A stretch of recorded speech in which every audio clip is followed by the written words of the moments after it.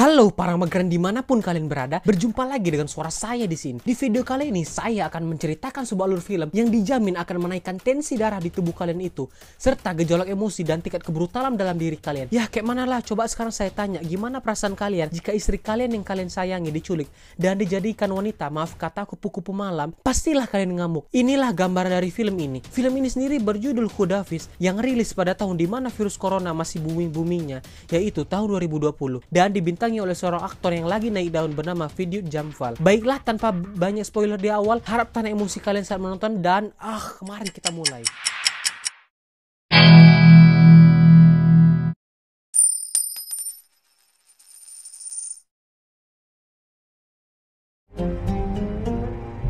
Dikisahkan di mana terlihat utusan dari kedutaan India mendatangi kedutaan negara fiksi yang bernama Kesultanan Oman dikarenakan telah terjadi sebuah masalah serius yang dilakukan oleh pria yang berkeluarga negaraan India. Utusan itu pun mendatangi pria tersebut. Dia bernama Samir. Utusan itu pun mengatakan kalau dia akan membantu Samir yang tampaknya sangat tertekan dan babak belur. Apa yang sudah terjadi dengan Samir? Bagaimana kisahnya? Dan inilah Khudafiz.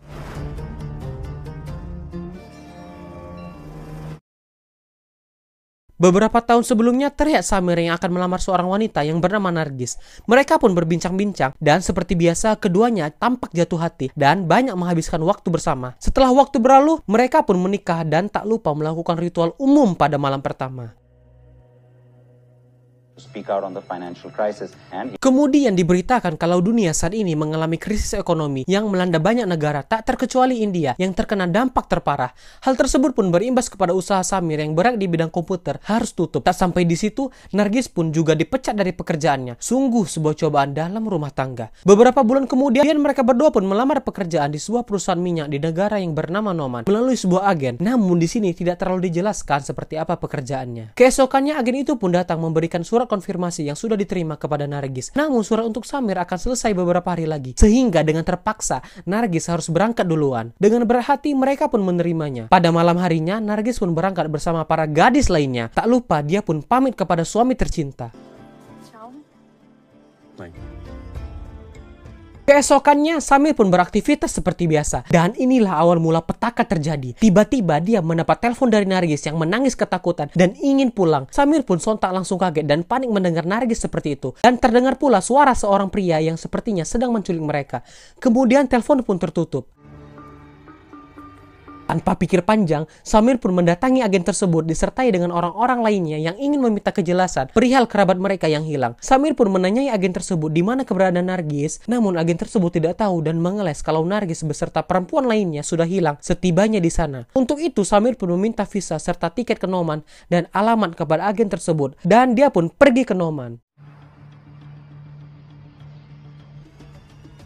Setelah melewati proses imigrasi yang ketat, dia pun memesan taksi dan berteman dengan supirnya yang bernama Usman. Di sini Usman yang akan menjadi saksi perjalanannya dalam mencari keberadaan Nargis. Kemudian Samir pun meminta kepada Usman untuk pergi ke warung terdekat untuk membeli kartu SIM baru. Setelah itu dia pun langsung mengganti kartu SIM-nya dan menelpon nomor yang dipakai Nargis saat menelponnya kemarin. Namun nomor tersebut sudah tidak aktif lagi. Usman pun merasa bingung dengan tingkah laku aneh dari Samir. Di tengah kebingungan yang melanda, Samir pun meminta kepada Usman untuk diantarkannya ke alamat yang diberi oleh agen tadi. Namun alamat tersebut tidaklah valid alias alamat palsu.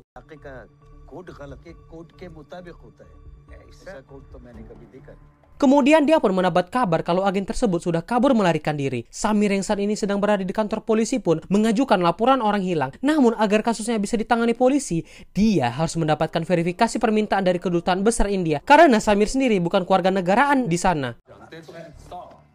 Tanpa memperlambat waktu, dia pun mendatangi kedutaan besar India dan menceritakan semua kejadiannya kepada petugas di situ secara detail. Namun untuk kasus yang besar seperti ini, yang bisa menolongnya adalah wakil Dewan Jenderal. Namun sayangnya dia saat ini sedang berada di luar kota dan baru tiba lusa. Akan tetapi mereka akan menangani masalah yang menimpa Samir saat ini. Kemudian Samir pun pergi dari situ dengan menelan pil kekecewaan.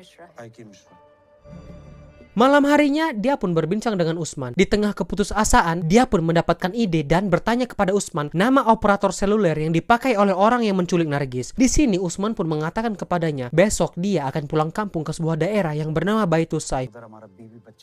Setelah mengetahui nama operator tersebut, dia pun mendatangi salah satu kantor pusat operatornya dan beralasan kalau dia ingin membayar tagihan dari kartu tersebut. Dan didapatilah petunjuk baru kalau nama dari pemilik kartu SIM itu adalah Parvez Al-Shirazi. Samir pun juga mendapatkan alamatnya yang kebetulan berada di kota Baitul Saif, kampung halaman dari Usman tadi. Tanpa pikir panjang, dia pun langsung pergi menuju Baitul Saif. Tak lupa ia pun mengabari hal tersebut kepada petugas di kedutaan tadi. Setelah tiba di alamatnya, dia pun mengetuk pintunya. Namun yang keluar bukanlah Parvez Al-Shirazi, karena Parvez sendiri telah pergi seminggu yang lalu. Kemudian dia pun pergi ke rumah Usman dan menceritakan tentang petunjuk yang didapatnya. Untunglah Usman mempunyai teman yang bisa mencari informasi tentang Parvez Al-Shirazi. Tak lama temannya itu pun datang dan Usman langsung bertanya siapakah dia, dan didapatilah fakta yang sangat mengejutkan sekaligus membuat Samir kecewa. Ternyata Parvez Al-Shirazi adalah seorang mucikari, yang artinya Nargis telah dijadikan wanita pemompa.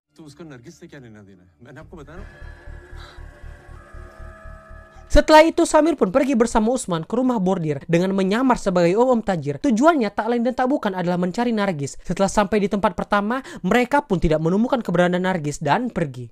Kemudian dia pun pergi ke tempat yang lain untuk mencari keberadaan Nargis. Setelah itu, dia pun melihat daftar foto wanita di situ. Dan alangkah terkejutnya Samir karena terdapat foto Nargis di situ. Dengan wajah yang penuh amarah, dia pun meminta untuk mendatangkan Nargis. Ternyata saat ini Nargis sedang bersama klien yang lain. Yang mendengar itu, amarah Samir pun semakin memuncak. Dia pun ditawarkan wanita lain, namun Samir lebih memilih menunggu. Tak lama kemudian Nargis pun datang dalam keadaan lemas. Nargis pun kaget dengan kedatangan Samir hingga ia refleks menyebut namanya. Mendengar itu, mucikari di situ pun langsung marah hingga terjadi perkelahian dan keributan. Samir pun berusaha untuk membawa Nargis kabur, namun dikarenakan anak buahnya terlalu banyak, mereka pun terpisah. Samir pun dengan brutal menghajar orang-orang di situ dan kabur. Di tengah jalan dia pun berjumpa dengan Usman. Mereka pun dikejar oleh anak buah mucikari tersebut, namun berakhir dengan kecelakaan. Kembali ke masa kini, terlihat seorang pria yang datang ke kedutaan untuk menangani masalah Samir. Dia bernama Faiz Abu Malik. Faiz sendiri berasal dari Badan Keamanan Internasional, di mana dia ditugaskan dari departemennya untuk menyelesaikan kasus ini. Kemudian Faiz pun bertemu dengan Samir di ruang tahanan, di mana Samir dibuat bingung karena orang yang diincarnya, yaitu Parvez Al-Shirazi, ditemukan tewas tepat ketika Samir tiba di Noman. Dan bangunan yang Samir datangi tadi saat ia berjumpa dengan Nargis merupakan tempat penjahit. Faiz yang merasa dibohongi oleh Samir pun marah kepadanya dan memintanya untuk mengatakan yang sejujurnya. Samir yang malang ini pun merasa sangat bingung, seakan-akan dia tidak punya harapan lagi untuk menemukan istrinya. Tiba-tiba petugas yang lainnya pun datang dan membawa Samir untuk pergi dari situ. Saat berada di padang pasir, Samir beserta tahanan yang lainnya pun diturunkan. Di sini mungkin kalian akan mengira kalau Samir dan yang lainnya akan ditembak. Namun kalian salah, ternyata mereka hanya melaksanakan sholat. Kemudian mereka pun tiba di markas Badan Keamanan Internasional atau disingkat dengan ISA, di mana komandan ISA menugaskan Faiz dan agen yang lain bernama Tamina untuk menemukan Nargis. Pencarian pun dimulai dengan memeriksa kamera CCTV di bandara pada hari saat Nargis tiba di Noman. Di situ terlihatlah Nargis beserta para gadis lainnya yang sedang dijemput oleh seorang pria berkepala pelontos. Namun pria tersebut seakan-akan tahu di mana letak kamera. Hingga saat ini mereka pun belum bisa mengidentifikasinya. Sekembalinya di markas, mereka pun mengidentifikasi mobil van yang dibawa oleh pria botak tersebut, yang dimana mobil van waktu itu sedang disewa. Mereka pun meretas perusahaan penyewa van tersebut dan didapatilah identitas pria tersebut. Dia bernama Regini. Regini sendiri merupakan seorang agen model internasional.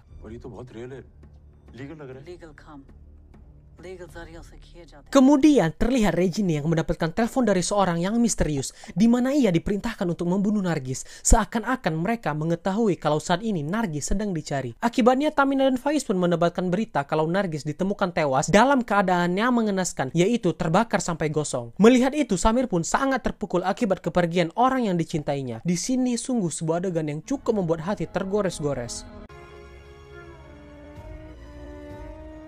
Keesokannya Nargis pun dimakamkan di sana. Diiringi musik, terlihat Samir sangat berduka atas kepergian Nargis. Setelah kejadian itu berlalu, kini Samir pun diantar ke bandara oleh Faiz. Tak lupa Faiz pun berduka dan mendapatkan kompensasi dari pemerintahan Noman. Eits, jangan sangka kalau film ini berakhir begitu saja. Di kantor, Tamina pun mendapatkan surat dari rumah sakit. Yang melihat itu, dia pun langsung terbirit-birit ke bandara dan menyuruh petugas bandara untuk mencari penumpang yang bernama Samir dan menghentikan penerbangannya. Namun itu sudah terlambat karena pesawatnya akan lepas landas. Akan tetapi penumpang yang bernama Samir tidak terdaftar dalam nama penumpang. Mendengar itu, Tamina pun terkejut. Ternyata Samir tidak berangkat dan menyamar. Setibanya Tamina di sana, Samir pun telah pergi dari bandara. Di markas, Tamina pun mengatakan kepada komandannya kalau sebenarnya Nargis masih hidup berdasarkan ketidakcocokan antara ciri-ciri Nargis dengan mayat yang ditemukan kemarin. Walaupun Samir belum mengetahui kalau Nargis masih hidup, bisa disimpulkan kalau Samir tidak jadi pulang ke India karena ingin balas dendam. Intikam, Commander. Kemudian terlihat Samir yang mengirimkan email ke Regini dengan menyamar sebagai wanita berumur 20 tahun dan meminta untuk ketemuan. Setelah itu Samir pun dengan ditemani Usman membeli senjata yang pastinya akan digunakan untuk membunuh Regini. Setelah membeli senjata, dia pun mendapat pesan dari Regini kalau ia siap bertemu dengannya. Sesampainya di rumah Usman, ISI pun sudah tiba di situ yang lantas membuat Samir sampai di sini pamit kepada Usman untuk pergi balas dendam. Kemudian dia pun menyamar dengan memakai cadar dan meminta untuk diantarkan ke rumah Regini. Setelah tiba dan saat Regini ingin membuka cadarnya, alangkah terkejutnya ia ternyata bukan model asal Yordania yang datang, melainkan Samir dengan berewok kilatnya datang sambil menodongkan pistol ke arah Regini. Saat Samir lengah, Regini pun melawan. Akibatnya terjadi perkelahian antara mereka berdua. Setelah bersusah payah, Samir pun berhasil melumpuhkannya dengan menghantamkan tabung gas ke kepala botaknya.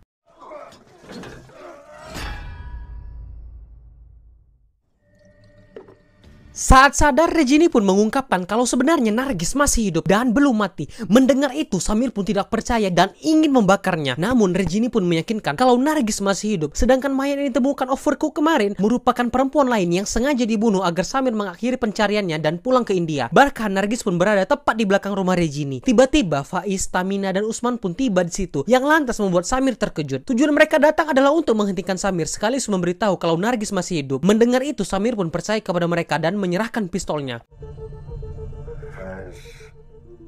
Tepat setelah itu, secara mengejutkan, Faiz menembak Tamina dan berusaha membunuh Samir. Samir pun langsung kabur, sedangkan Tamina yang tertembak di bahunya berusaha untuk mencegah Faiz, sehingga terjadi perkelahian di antara keduanya. Di luar, Samir pun menemukan Nargis yang disekap di dalam truk bersama para perempuan lainnya, yang untuk itu dia pun memanggil Usman. Namun Regini berhasil lepas dan menembak Usman, sementara Tamina harus terbunuh oleh Faiz serta memfitnah Samir sebagai dalangnya. Sungguh sangat keji. Di sisi lain terjadi kejar-kejaran di antara Samir dengan Regini beserta anak buahnya yang akhirnya Samir berhasil lolos setelah Regini terpental dan menabrak batu.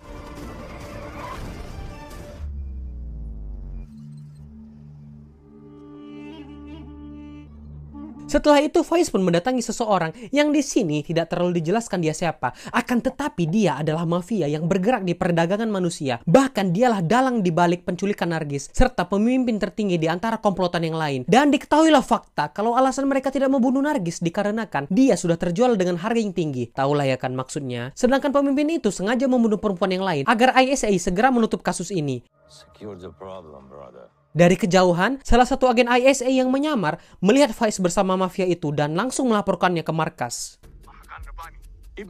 Kemudian Samir ditelepon oleh kedutaan India yang tadi, di mana Samir telah mendapatkan perintah tembak di tempat karena dia dinyatakan bersalah atas kematian Tamina. Namun Samir menjelaskan kalau Faiz lah yang telah membunuh Tamina. Samir pun membawa truk tersebut ke arah kota dengan dikejar oleh polisi. Faiz yang tak ingin kedoknya terbongkar pun menyuruh mereka untuk menembak Samir. Di markas, komandan ISA pun melihat foto Faiz bersama pemimpin mafia tadi yang cukup meyakinkan ia kalau Faiz telah berkhianat. Setelah bersusah payah, akhirnya Samir pun tiba di markas ISA. Seketika dia pun ditahan. Saat berada di dalam, Faiz pun tiba dan menuduh Samir telah membunuh Tamina. Saat ia ingin menembaknya, tiba-tiba komandan ISA datang karena dia sudah mengetahui pengkhianatan yang dilakukan oleh Faiz. Samir yang dendam pun menghajarnya habis-habisan hingga tak berdaya. Di luar mereka pun membuka isi kontainer tersebut dan pada akhirnya tebak. Ya, Samir pun berjumpa lagi dengan belahan jiwanya.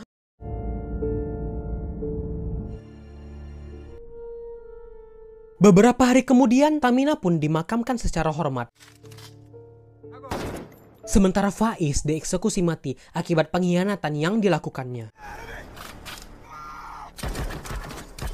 Kini saatnya tiba untuk Samir dan Narges untuk pulang ke India. Tak lupa ia pun pamit kepada Usman yang selama ini banyak membantunya. Sungguh sebuah akhir yang indah dan sangat mengharukan.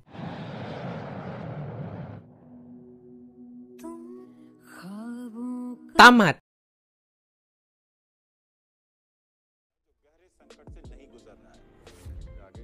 Hanya satu pertanyaan untuk kalian semua. Bagaimanakah perasaan kalian jika posisi kalian seperti Samir? Tentu saja kita berharap semoga hal itu tidak terjadi. Jujur sih ini film jalan ceritanya seru banget dan sang pembuat film juga cukup cerdik dengan membuat negara fiksi supaya tidak ada negara yang merasa dijelekkan. Karena film ini sendiri bertema tentang human trafficking. Film ini juga mempunyai rating yang cukup besar di IMDb, yaitu 7,4. Walaupun jalan ceritanya terkesan terlalu cepat, tetapi film ini cukuplah membangkitkan emosi kalian. Apalagi saya menceritakannya sambil ngegas. Jadi selain kalian emosi melihat jalan ceritanya, kalian pun juga emosi dengan pembuatnya. Canda ngegas. Pesan moral dari film ini kalian semua pasti udah tahu lah ya kan, yaitu jangan sekali-sekali menculik istri orang, karena selain dia orang yang kita sayangi, zaman sekarang susah cari istri yang bisa diajak susah sama. Tapi kalau kalian berduit lain ceritalah ya. Oke lah, sampai di sini jangan lupa tersenyum melihat nasib kalian. Jangan lupa bahagia asal jangan di atas penderitaan orang lain. Oke lah, sampai di sini. Sampai jumpa di video berikutnya. Khudafiz.